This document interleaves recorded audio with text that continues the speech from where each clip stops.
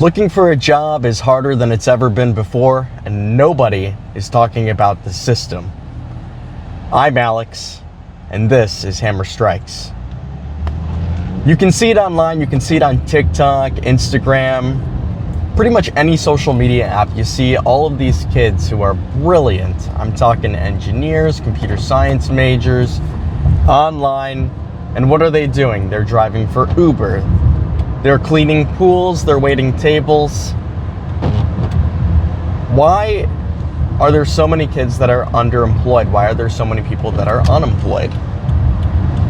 Well, we didn't just get here overnight, okay? Everybody likes to point out AI, but we need to zoom out for just a second, okay? In 1980, only 17% of the population held a college degree. That statistic has linearly increased over time. And today, that number rests at around 38% of the population. So, basically, you've more than doubled the number of people relative to the population count, percentage-wise, who have college degrees. That's a massive increase. And the number of jobs that are available certainly have not kept pace. So there's a lot of increased competition in the market generally. Okay, so what does this mean? This means now, today, it takes on average about 6 months to find a job. Enter in things like AI, that's absolutely a factor, but it's not the all be all. What's happened with AI is now everybody's application looks the same.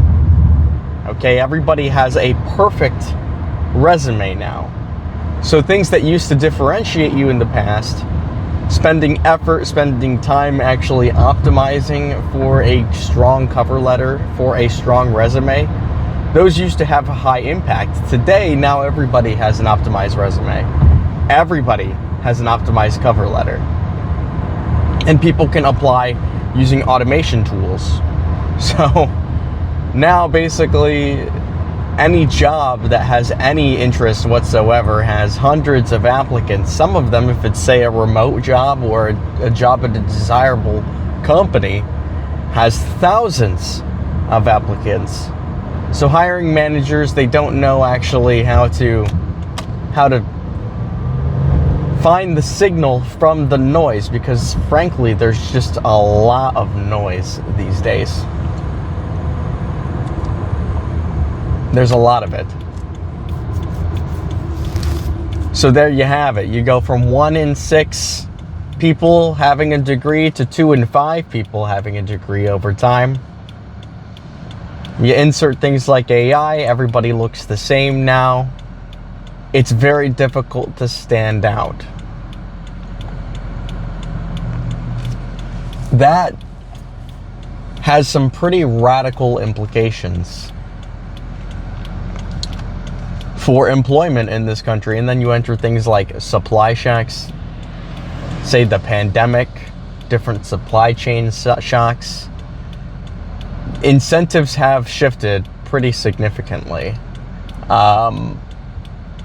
Basically, companies now are not as focused on growth and training, and they're more focused on cost cutting and risk aversion, especially given the current global economy is highly uncertain.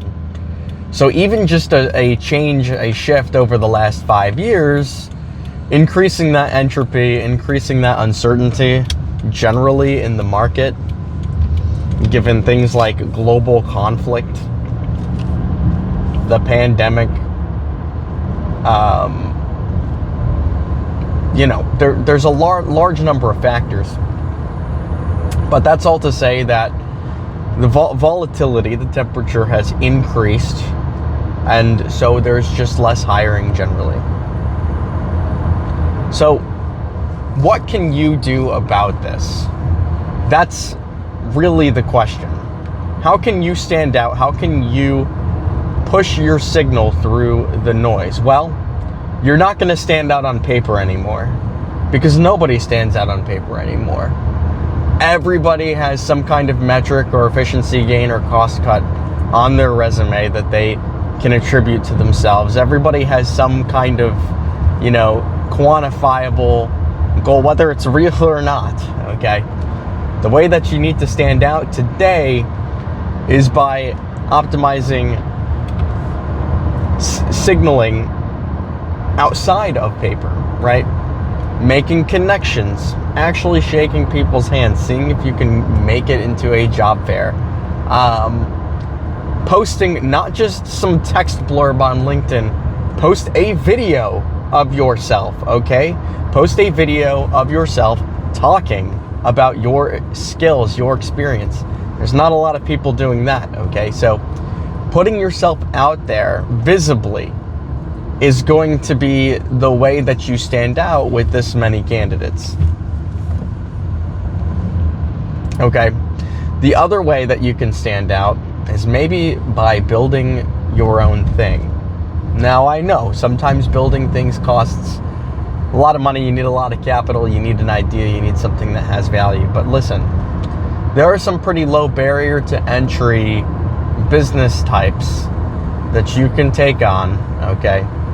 Just look at the statistics. Now, joblessness and the number of people on the market, those have relatively increased, but what has also relatively increased over time is the number of small businesses. Okay, we've gone from, I think, around 17 million small businesses in the 1980s. Now we have 34 million small businesses in this country. That's a pretty massive increase. And while self-employment has stayed relatively flat, the type of self-employment has changed. We're seeing more micro software as a service, more content creators, more people on Etsy than ever before. There's more people going into consulting than ever before. So numbers are shifting, numbers are moving around, but the point is that it's never been easier to start your own business and build your own thing, especially with things like AI tooling, with things like global marketplaces at your fingertips, content creation. Okay, so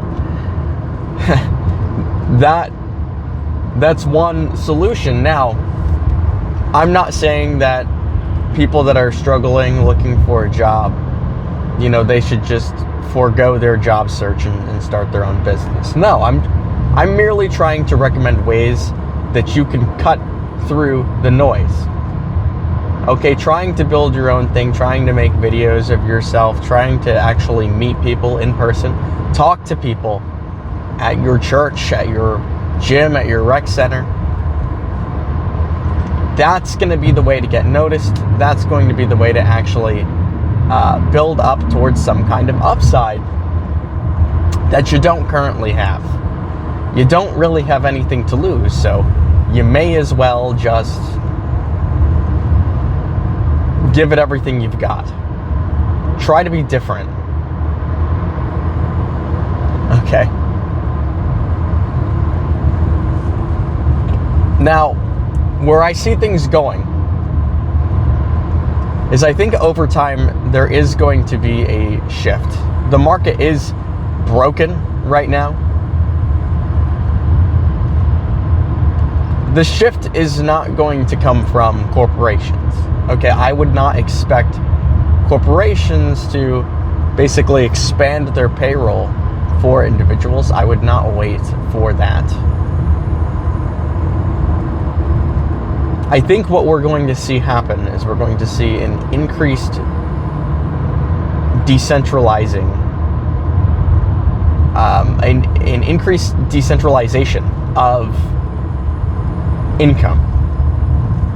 I think we're going to see more businesses spring up. I think we are going to see micro LLCs and small tight teams start to really cut into a large piece of the market share, because what we have right now is we have a large amount of latent talent that's just kind of sitting around, and just systemically having people wait 6+ months to be able to find a job while they're, sending application after application, spending hours and hours just applying and interviewing and getting nothing. As a society, that's just a lot of wasted manpower and effort. It's not actually good. There's just a lot of manpower that's being cast into the void with zero return.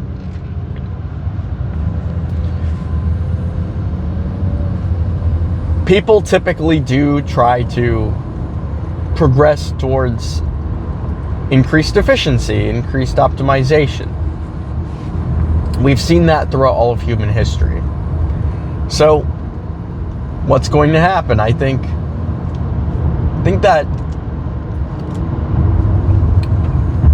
people are just naturally going to say, you know what? I'm just going to try and build my own thing. I'm just going to do this on the side while I'm working whatever job, while I'm driving Uber or what have you.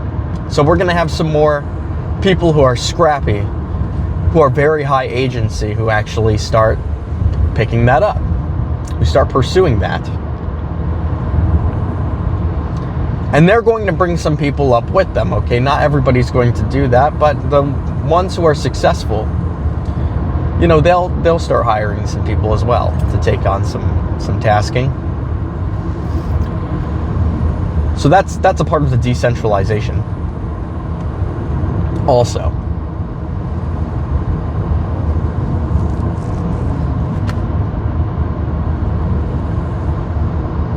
Now, there might be some policies that maybe on a governmental level we can do something with this latent talent. It just seems like a waste to me. Have people basically be able to support the community more. That sounds very idealistic, okay? But,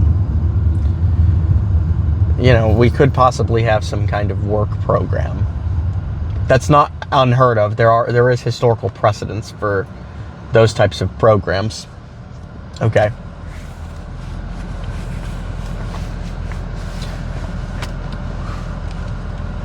Also, we might just see a general increase in the number of people pursuing advanced education, which would not be a bad thing. I think we're actually seeing that. More people pursuing master's degrees, more people pursuing, PhDs. Which can be a good thing because you have, people who are actually training and becoming more specialized in specific domains. So that's probably an additional impact. But overall, people are not just going to sit around and just be unemployed and exist.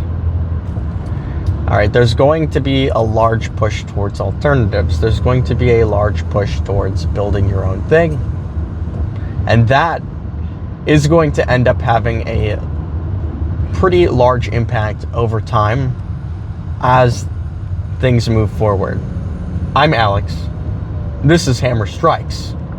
Go build something.